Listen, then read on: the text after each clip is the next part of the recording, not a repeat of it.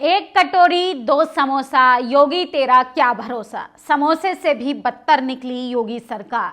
ऐसा मैं क्यों कह रही हूं, विस्तार से जब आप पूरी खबर देखेंगे तो आपको पता चलेगा कि योगी जी से भी बेहतर समोसा कैसे हो सकता है, या समोसे जितना दम अब योगी सरकार में या योगी जी में क्यों नहीं बचा।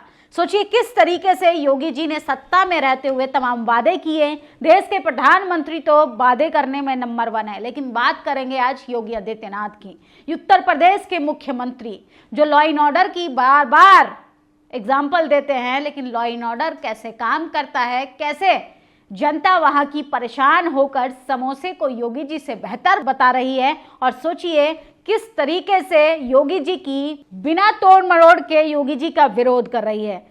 उत्तर प्रदेश के लखनऊ का ये वीडियो आप देख रहे हैं साइड विंडो में, किस तरीके से योगी सरकार के खिलाफ सड़कों पर महिलाएं उतरी हैं, खासकर आशा वर्कर। सोचिए गरीबों से नौकरी करवाई जाती है, काम लिया जाता है, लेकिन जब बात आती है उनकी तनख्वाह देने की, तनख्वाह बढ़ाने की, तो योगी सरकार उनको लॉलीपॉप दिखाते हैं, योगी सरकार उनको झुंझुना पकड़ाते हैं। और फिर क्या होना होता है, सड़कों पर आकर महिलाएं सरेआम उत्तर प्रदेश के मुख्यमंत्री को कह रही हैं कि तेरा क्या भरोसा।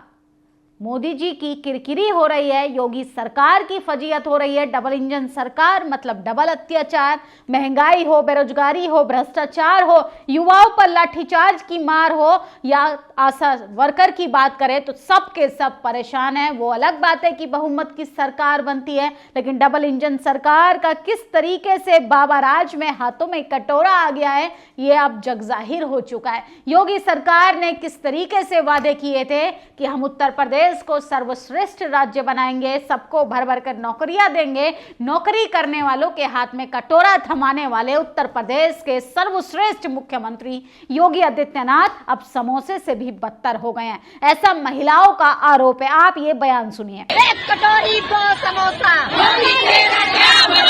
बाबा जी की राज में,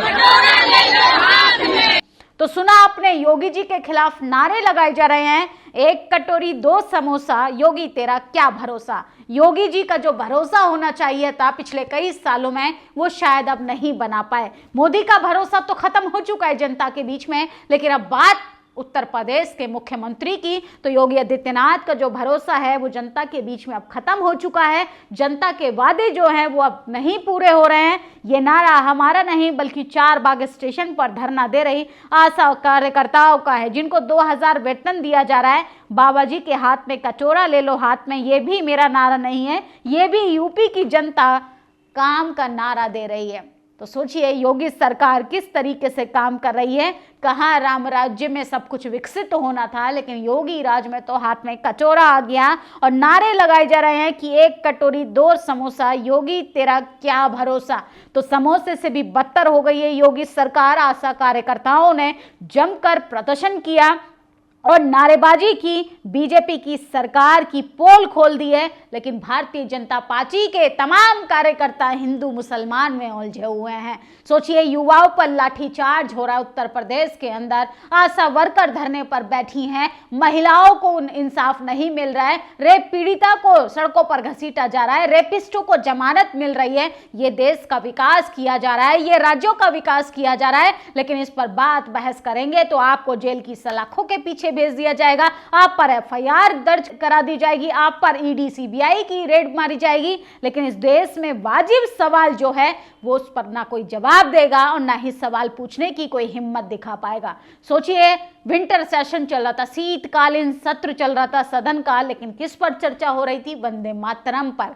चर्चा किस पर होगी? नेहरू जी पर। चर्चा किस पर होगी? जिन्ना पर, पाकिस्तान पर, पाकिस्तान की बिरयानी पर, बिरयानी में तमाम मसाले क्या इस्तेमाल होते हैं, इन पर चर्चा होगी। लेकिन जनता के जो जरूरत के मुद्दे हैं उनको खत्म कर दिया जाता है, जनता के जो मुद्दे हैं उनको भटका दिया जाता है, इस पर कोई बात बहस नहीं करेगा। राजधानी हो चाहे बीजेपी शासित राज्यों की बात करें, जनता तिल तिल कर मरने के लिए मजबूर हो गई है, क्योंकि बीजेपी ने सिर्फ और सिर्फ विकास किया है पूंजीपतियों का, और आपको गरीबी का लॉलीपॉप दिखाकर, होर्डिंग बैनर की राजनीति कर कर आपका वोट बटोरने का काम किया है। और वहीं बात करें मध्य प्रदेश की, तो सोचिए जब जब चुनाव आता है हिंदू मुसलमान उतना ही तेज हो जाता है। एक मुस्लिम युवक पर लव जिहाद में शामिल होने का आरोप लगा, बेरहमी से पिटाई हो रही है। भोपाल के मिसरोद में 22 दिसंबर को हिंदूवादी दल के सदस्यों ने मुस्लिम युवक को इलाके में घुमाया, पीटते रहे, फिर उसे पुलिस के हवाले कर दिया। बाद में सदस्य पुलिस स्टेशन के बाहर जमा हुए,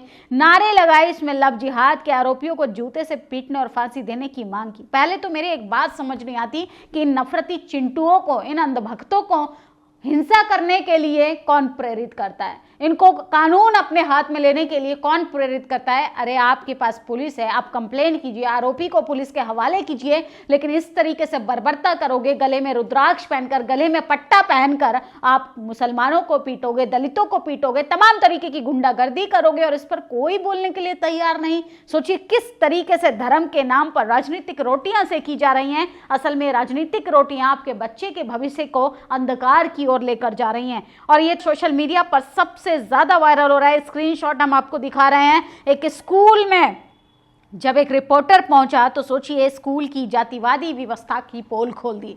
किस तरीके से बिहार के पटना के एक स्कूल में जातिवाद का जीता जागता सबूत मिला और जब इन्वेस्टिगेशन हुई, जब मीडिया में खबरें फैलने लगी तो जातिवादी शिक्षिका जो है वो बच्चों को धमकाने का काम करती है। सोचिए आज भी आज़ादी के 78 साल बाद भी बच्चों को किस तरीके से जाति के नाम पर, रंग के नाम पर, जेंडर के नाम पर भेदभाव झेलना पड़ता है। हम कैसे बनेंगे विश्व गुरु?